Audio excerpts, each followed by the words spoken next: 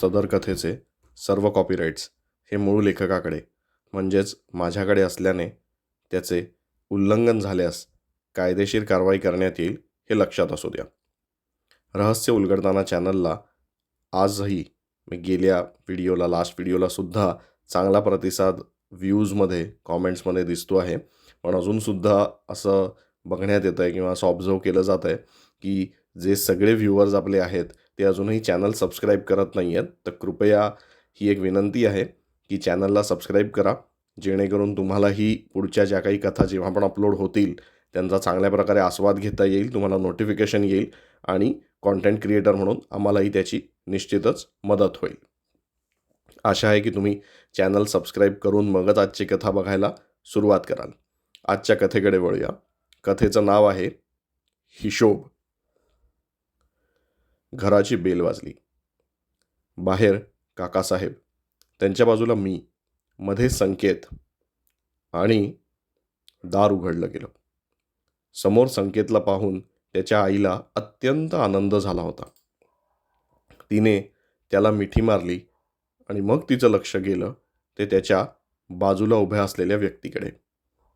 मध्यम उंची, केसांचा भांग पाडलेला, जुना टी शर्ट, जीन्स पॅन्ट, चेहऱ्यावर मंद स्मित.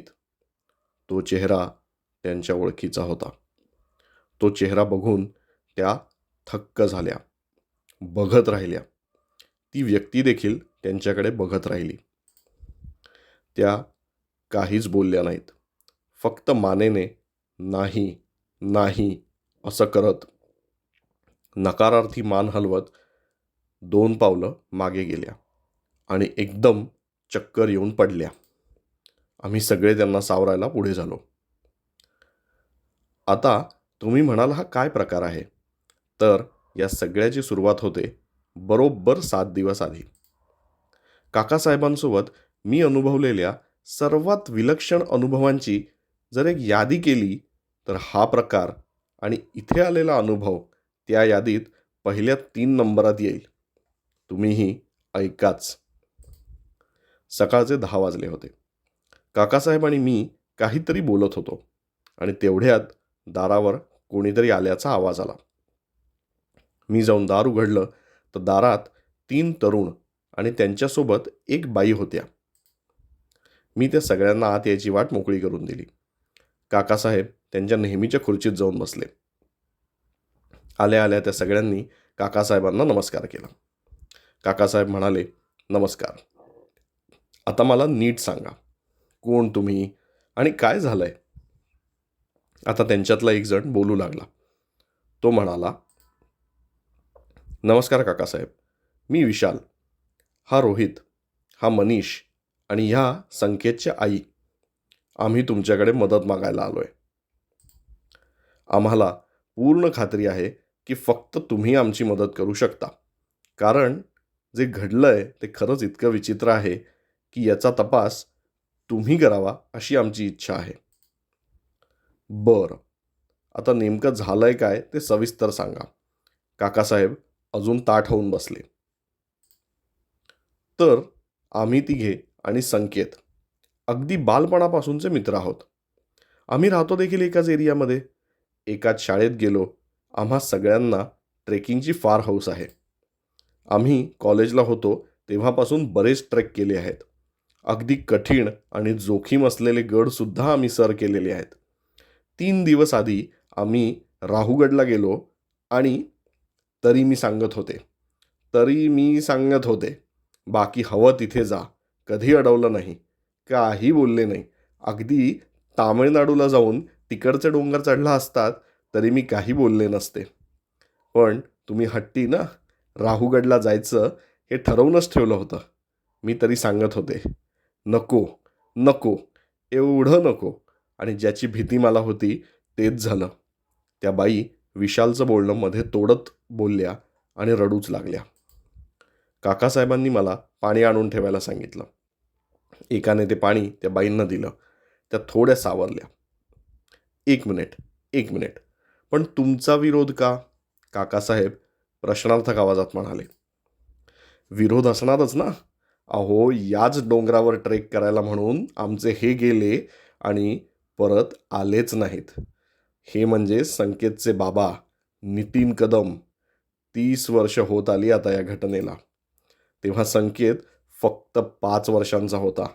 आम्ही किती शोधलं, किती प्रयत्न केले, पोलिसांनी तपास केला, आम्ही कुठे कुठे गेलो. असं म्हणतात की त्या डोंगरावर जो गड आहे त्याला बऱ्याच चोरवाटा, तळघर आणि शोध न लागलेल्या बऱ्याच जागा आहेत. सगळं अगम्य आहे. अगदी सगळे प्रयत्न आम्ही केले, पण संकेतचे बाबा काही सापडले नाहीत.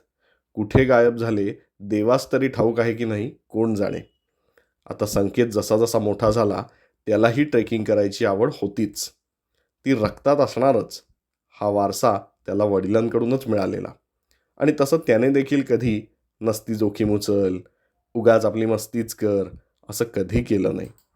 त्यामुळे मी सुद्धा त्याला अडवलं नाही. पण आता काय फायदा. 30 वर्षाआधी ज्या राहूगडवर संकेतचे वडील गायब झाले त्याच डोंगरावर संकेतही गायब व्हावा, हा काय नियतीचा खेळ आहे काही समजत नाही. त्या सांगत होत्या. त्यांचा आवाज कापू लागला होता. अच्छा, असं आहे तर, काकासाहेब म्हणाले. हा प्लॅन संकेतचाच. आम्ही कोणीही राहूगडला जाऊ असं बोललो नाही, पण त्यालाच हा ट्रेक करायचा होता. फक्त ट्रेक नव्हे तर एक रात्र तिथे डोंगरावर काढायची त्याची इच्छा होती. आम्ही कॅम्पिंगसाठी गेलो होतो. 2 दिवस झाले आता या गोष्टीला. पहिल्या संध्याकाळी साधारण सूर्यास्ताच्या आधी आम्ही डोंगरावर पोचलो सुद्धा होतो. सूर्यास्ताची शोभा पाहून झाली आणि आम्ही तंबू लावायला घेतले. संकेतचा तंबू वेगळा होता. आम्ही तिघं एका तंबूत होतो. सकाळी मी पहाटे 4ला उठलो तर संकेतच्या तंबूचं दार उघडं होतं आणि आत डोकावून पाहिलं तर तंबू रिकामा. मला वाटलं संकेत कुठेतरी गेला असेल, येईल, पण तो आलाच नाही. फोन करायची तर सोय नव्हती, कारण इतक्या उंचीवर रेंज येत नाही. आम्ही बराच वेळ थांबलो, पण जेव्हा काहीच होत नाही हे लक्षात आलं तेव्हा मग आम्ही खाली उतरलो आणि थेट पोलीस कंप्लेंट केली. त्यांनी काय फक्त नावापुरती लिहून घेतली. आम्हाला माहीत होतं की हे प्रकरण चोरी, किडनॅपिंग असं काहीच नाही आहे. म्हणून मग आम्ही शेवटी तुमच्याकडे आलो आहोत. खूप आशेने आलो आहोत. प्लीज नाही म्हणू नका. विशाल बोलायचा थांबला. काकासाहेब आता गंभीर झाले होते. ते कसला तरी विचार करत होते आणि एकदम म्हणाले, आपण तिथे जायला हवं. त्याशिवाय काहीच समजणार नाही. जितका उशीर करू तितकं नुकसान आपलंच होतंय. आत्ता 11 वाजलेत.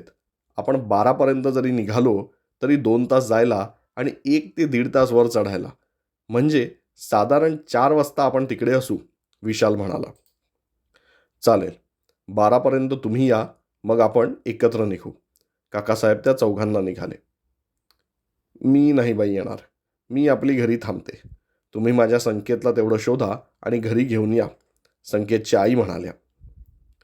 ठीक आहे, जशी तुमची मर्जी, पण आम्ही जाणार म्हणजे जाणार, काकासाहेब म्हणाले. त्यांनी माझ्याकडे पाहिलं. मी देखील होकारार्थी मान हलवली. ते 4 लोक त्यांच्या घरी गेले आणि 1 तासात ते परत आले. इथे काकासाहेब देखील त्यांची बॅग भरायला बसले. मी त्यांच्या खोलीत एकदाच गेलो आणि मी बघितलं की त्यांनी त्यांच्या कपाटातला खाजगी ड्रॉव्हरमधल्या काही वस्तू काढायला सुरुवात केली होती. काकासाहेबांना तो खण उघडताना मी पहिल्यांदा पाहत होतो. ते जवळजवळ पाऊण तासाने बाहेर आले. माझी बॅग भरून झाली होती. रात्री तिकडेच राहावं लागेल या गोष्टीची मला कल्पना होती. ते तिघे आले. आम्ही सगळे गाडीने निघालो. रस्ता खडतर होता, पण तिकडे गेल्यावर आमच्या वाटेला काय येणार आणि कसं होणार याचे विचार करण्यात कधी 2 तास गेले समजलंच नाही. आता राहूगडच्या डोंगराच्या पायथ्याशी आलो. आता चढत वर जायचं होतं. ते करायला अजून 2 तास गेले. त्या तिघांना तशी सवय होती. मी आणि काकासाहेब मात्र दमून गेलो. वर पोचलो तर पहिली 15 मिनिटे सगळ्यांनी फक्त बसून काढली. एका डोंगरावर आम्ही, समोर कित्येक मैल पसरलेली शेतं आणि दूरवर मावळता सूर्य. अजून पूर्ण सूर्यास्त व्हायला 30-40 मिनिटं होती तरी.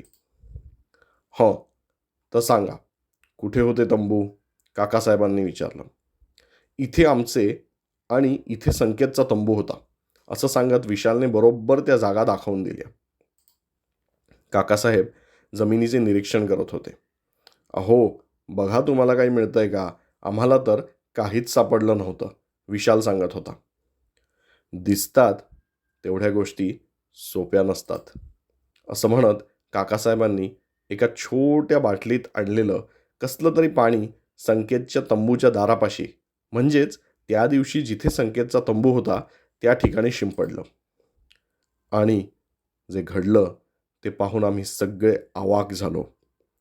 आता त्या ठिकाणी आम्हाला पावलांचे ठसे दिसत होते.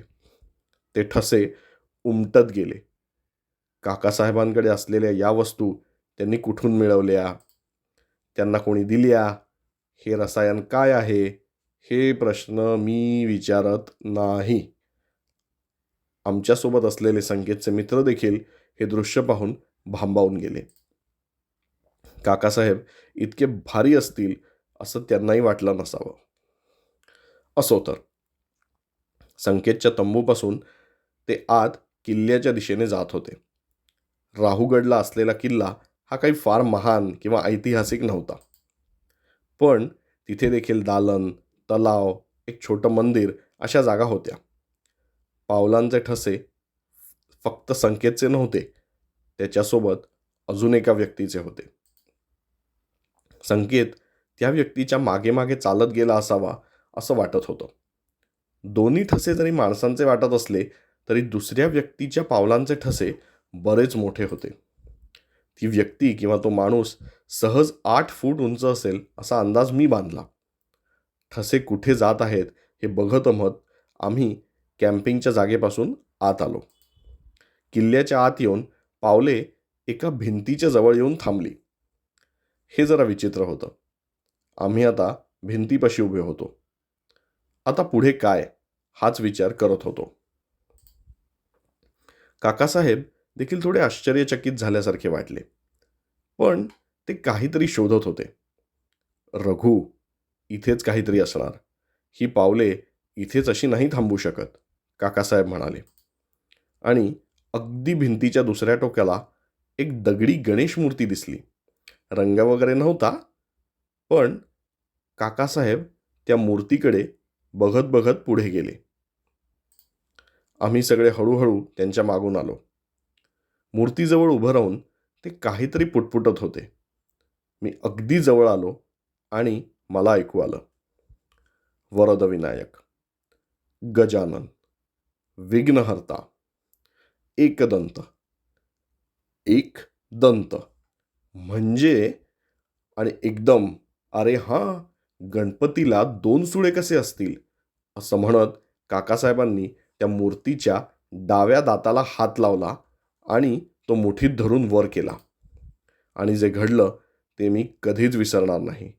आमच्या समोर असलेली भिंत हलली आणि एखादं गुप्त दार मोकळं व्हावं आणि मागे असलेली खजिन्याची खोली समोर यावी असं काहीसं घडलं.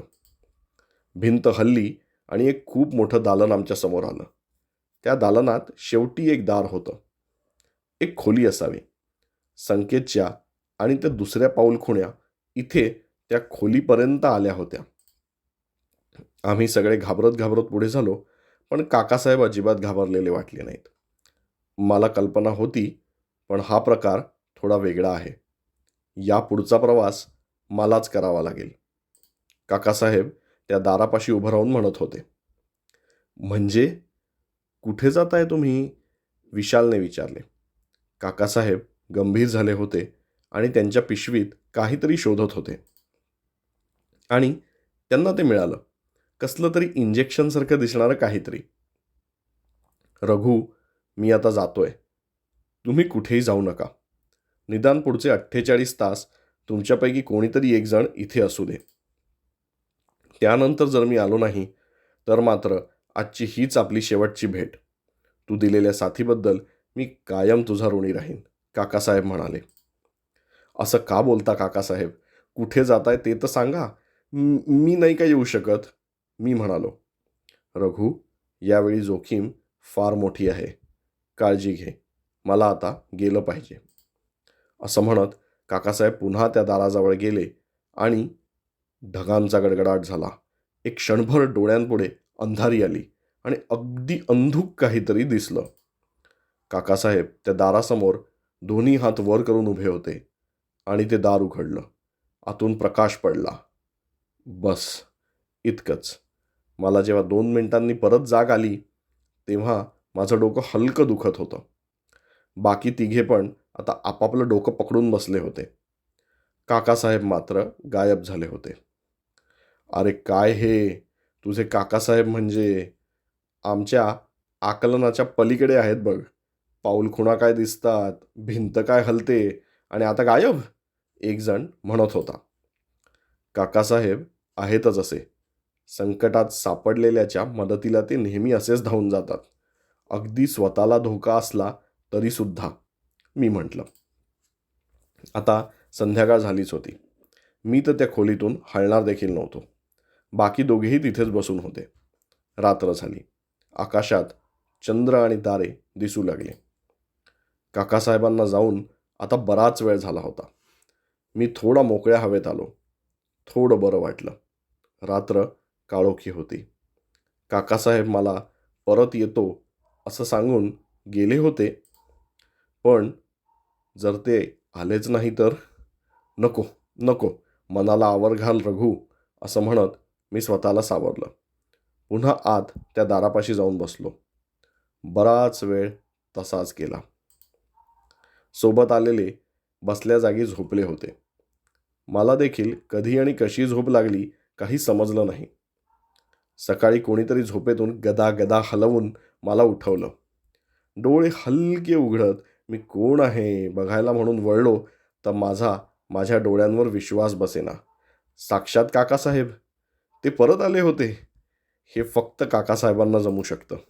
माझ्या चेहऱ्यावरचा आनंद ओसांडून वाहत होता. नेहमीचं मंद स्मित चेहऱ्यावर ठेवत काकासाहेब म्हणाले, बाकी दोघांना उठव. आपल्याला कोकणात जायचंय. वेळ फार थोडा आहे. मला काही कळेना. काकासाहेब परत येतात काय आणि कोकणात जायचं काय नवीन? पण मी काहीच बोललो नाही. काकासाहेब विचारपूर्वक सर्व काही करतात, त्यामुळे आपणहून उलगडा होईलच. बाकी तिघेही काकासाहेब परत आले पाहून चकित झाले होते. अहो पण तुम्ही होतात कुठे? संकेत भेटला का? त्याला आणला नाहीत सोबत? विशाल प्रश्नांचा भडीमार करत होता. तुमच्या सगळ्या प्रश्नांची उत्तरं मी देईन, पण आधी संकेतच्या घरी जा आणि त्यांच्या गावच्या घराबद्दल कोणाला माहिती असेल तर त्यांना सोबत घ्या, काकासाहेब म्हणाले. विशालने माझ्याकडे पाहिले. मी त्याला हाताने गप्प राहण्याचा इशारा केला. नंतर काकासाहेब बाहेर गेले तेव्हा मी त्याला म्हटलं, काकासाहेब दाखवतील ती पूर्व दिशा. आम्ही राहुगडच्या पायथ्याशी येऊन थांबलो. काकासाहेबांनी सांगितल्याप्रमाणे विशाल संकेतच्या घरी जाऊन आला आणि संकेतच्या एका चुलत काकांना सोबत घेऊन आला. त्यांना संकेतच्या गावच्या घराबद्दल माहिती होती. आता तिथून कोकणात जायला 6 तास तरी लागणार होते. आता गाडी चालवताना काकासाहेब स्वतः म्हणाले, तुम्हाला कुठपर्यंत आठवतंय सांगा. पुढचं मी सांगतो आणि त्यातच तुम्हाला आपल्या या धावत्या भेटीचं कारण देखील समजेल. तुम्ही त्या खोलीच्या दाराजवळ उभे होतात आणि आमच्या डोक्यात कळ गेली. तिथपर्यंत सगळं आठवतंय, मी म्हटलं. पण तुम्ही गायब झालात कुठे? गेलात कुठे? सांगितलं तर खोटं वाटेल, पण ऐकायचंय मी कुठे होतो? काकासाहेब विचारत होते. कुठे? आम्ही तिघं एकत्र बोललो. 800 वर्ष मागे, जेव्हा राहुगड फक्त एक किल्ला नव्हता, राहू नगरी होती. आणि विशेष म्हणजे मला टाईम ट्रॅव्हल वगैरे काही करावं लागलं नाही. ती नगरी आहे एका दुसऱ्या मितीत, एका दुसऱ्या डायमेन्शनमध्ये, जे आपल्या मितीशी समांतर आहे. मी त्याच दालनात होतो, पण त्या मितीत. काकासाहेब सांगत होते. आम्ही सगळे भारावून गेलो. असं काही उत्तर काकासाहेब देतील हे मला वाटलं नव्हतं. हे माझ्यासाठी देखील नवीन होतं. पण समांतर म्हणता तर आपल्याला कसे ते दिसत नाहीत? विशालने विचारले. जसा रेडिओ ऐकताना तुम्ही एका वेळी एकाच फ्रिक्वेन्सीवर राहू शकता, तसंच काहीसं. अनेक फ्रिक्वेन्सीजवर अनेक कार्यक्रम चालू असतात. ते एकमेकांना समांतर असतात. कळतंय का? जरा जरा लक्षात येत आहे, विशाल म्हणाला. पण तुम्ही तिथे गेलात कसे? विशालने गंभीर होत विचारले. काकासाहेबांनी मागे बघत एवढंच उत्तर दिलं. कठोर साधना, मनावर संपूर्ण ताबा आणि गुरुवर्य यांचा आशीर्वाद हे सोबतीला असतील तरच ते शक्य होतं. जास्त माहिती मी देऊ शकत नाही. तसं करण्याची मला परवानगी नाही. आम्ही कोणीच काही बोललो नाही. 10 मिनिटे शांतता होती. मग अचानक तेथे मला कोण भेटलं हे नाही विचारलंत, काकासाहेब म्हणाले. आम्ही सगळे संकेतला साफ विसरून गेलो होतो. आता आमच्या डोक्यात प्रकाश पडला. संकेत भेटला का? तो कुठे आहे? कसा आहे? संकेत अगदी सुखरूप आहे आणि त्याला आपल्या मदतीची गरज आहे आणि तीच करण्याचा आपण प्रयत्न करणार आहोत. म्हणूनच कोकणात जातोय. मदत म्हणजे? आणि जर भेटला म्हणता तर घेऊन यायचं होतं ना त्याला, विशाल म्हणाला. घेऊन नाही आलो कारण तो कैदेत आहे. फक्त तोच नव्हे तर त्याच्यासोबत. काय? कैदेत? कोणी ठेवलं कैदेत? काहीही काय बोलता? काका जे इतका वेळ शांत होते ते बोलले. कृष्णराज. त्याच्या काळ कैदेत ते आहेत, काकासाहेब म्हणाले. आता हा कृष्णराज कोण? मी विचारलं. राहूनगरीच्या खजिन्याचा पहारेकरी, काकासाहेब म्हणाले. हा नेमका काय प्रकार आहे? विशाल विचारत होता.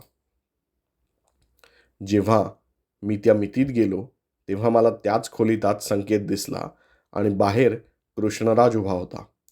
8 फुटाचा हा इसम दिसायला तेजस्वी, व्यक्तिमत्व भारदस्त आणि तब्येत अशी की विचारू नका. या इस्माला मी विचारले की त्याने संकेतला का डांबून ठेवले आहे. त्यावर त्याने उत्तर दिले, चोरी केली म्हणून. मी विचारलं की संकेत कशी चोरी करेल. त्यावर त्यांनी दिलेलं उत्तर ऐकून मी थक्क झालो. त्याच्या म्हणण्यानुसार 800 वर्ष आधी गुरुपौर्णिमेच्या दिवशी संकेतच्या पूर्वजांनी राहूनगरीच्या खजिन्यातली सोन्याची नाणी चोरली आणि ते पळून गेले. तेव्हा पहारेकरी असलेल्या कृष्णराज याच्यावरती हलगर्जीपणाचा आरोप झाला आणि राजाने त्याला याच किल्ल्यात एका वेगळ्या मितीत काळ कैदेत ठेवलंय. त्या मितीत काळ पुढे सरकत नाही. जोपर्यंत ते सोनं तो परत मिळवत नाही तोपर्यंत त्याला त्याच मितीत राहायचं आहे. तो थांबून राहिला की कधीतरी त्याच कुळातला कोणीतरी राहूगडवर येईल आणि मग तो त्याला डांबून ठेवेल. गुरुपौर्णिमेच्या आत आपल्याला ते सोनं शोधून परत राहूगडवर न्यायचं आहे, काकासाहेब सांगत होते. अच्छा, तर म्हणून संकेत तिकडे कैदेत आहे, विशाल म्हणाला. त्या कैदेत संकेत एकटा नाही, एवढं बोलून काकासाहेब शांत झाले. म्हणजे त्याच्यासोबत अजून कोण आहे? विशालने विचारले.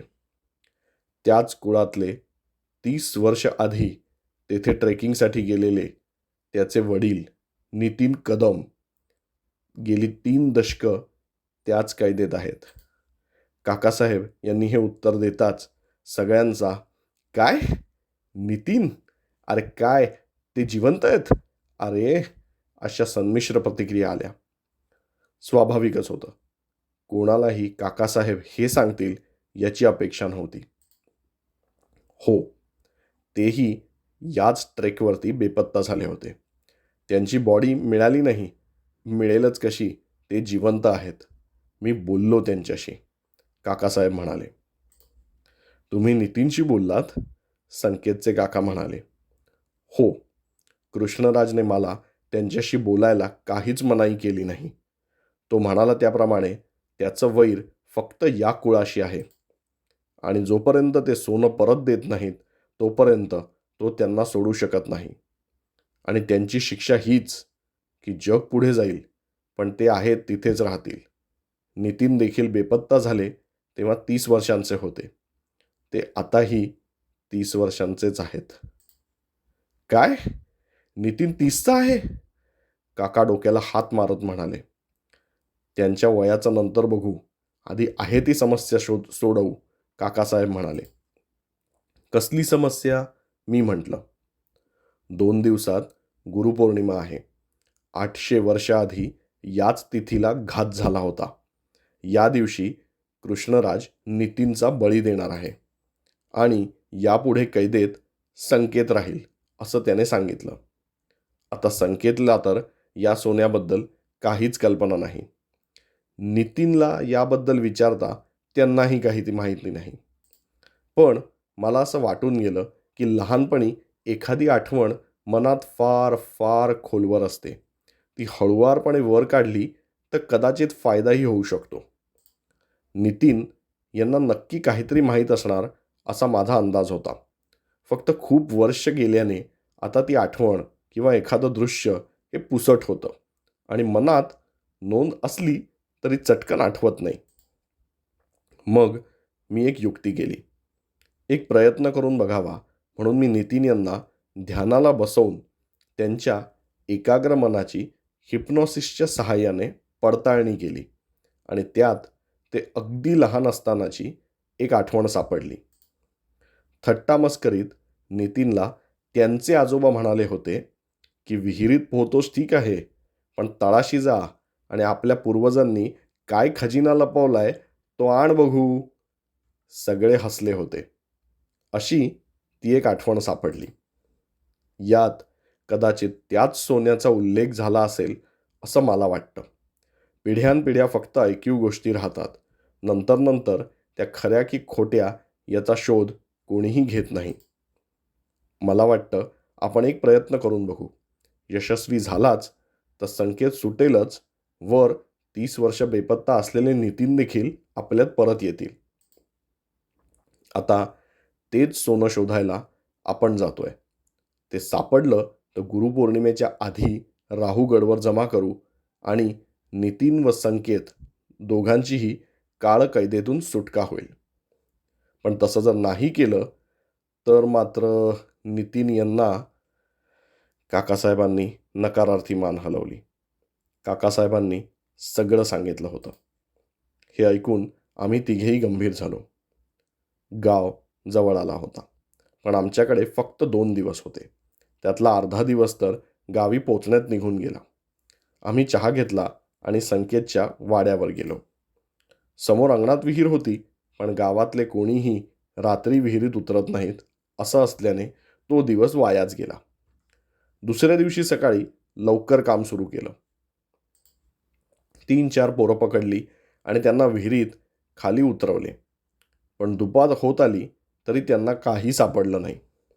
आता संध्याकाळ होत आली होती आणि रिकाम्या हाती परतणे म्हणजे संकेतची सुटका नाहीच आणि वरून नितीन यांचा बळी जाणार हेही निश्चित. आता हे प्रकरण काय वळण घेतं हेच मला पाहायचं होतं आणि तेवढ्यात त्या गावातले एक म्हातारे गृहस्थ आले आणि कदमांच्या विहिरीत काय शोधता असं म्हणत आत आले.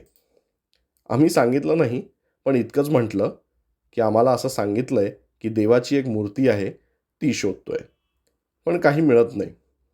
बरं बरं, दोन्ही विहिरीत नीट पाहिलंत ना? त्यांनी विचारलं. दोन्ही विहिरी? मी म्हटलं. हो, एक खाऱ्या पाण्याची विहीर मागे नाही का? दुसरी विहीर आहे हे कळताच आम्ही तिकडे धाव घेतली. वाड्यामागे मोकळं रान होतं आणि बऱ्याच लांब समुद्रकिनारा होता. तिथेच झाडाझुडपात एक वापरात नसलेली विहीर दिसली. पडलेल्या फांद्या, थोडा कचरा हे सगळं दूर करताच विहीर उतरायला मोकळी झाली. अजून सूर्यास्त व्हायचा होता. मुलगा उतरवला. थोड्याच वेळात विहिरीच्या तळाशी एक पेटी सापडली. ती वर आणली. ती उघडताच सूर्यास्ताची किरणे सोन्याच्या नाण्यांवरून परावर्तित होऊन काकासाहेबांच्या चेहऱ्यावर येऊ लागली. त्यांचा चेहरा अजूनच तेजस्वी दिसला. त्यांचे डोळे चमकले. काकासाहेब म्हणाले, आता वाऱ्याच्या वेगाने जावं लागेल.